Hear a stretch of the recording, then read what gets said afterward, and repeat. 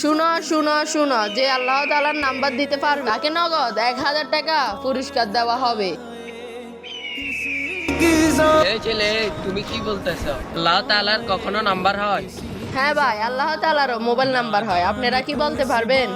ভাই, এ মনে ছদ্মবেশী। হ্যাঁ বাবা, আপনি ঠিক বলছেন, এই ছদ্মবেশী। হ্যাঁ বাবা, আমাদের মধ্যে ঝামেলা লাগার সৃষ্টি করতেছে।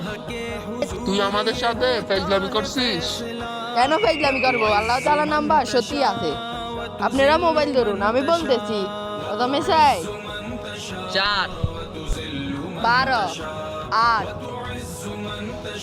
12 8 7 আর 15। 7 15। আপনি ভুল নম্বরে ডায়াল করেছেন। কি রে, নাম্বারটা তো ভুল। তোমরা হয়তো বুঝতে পারোনি।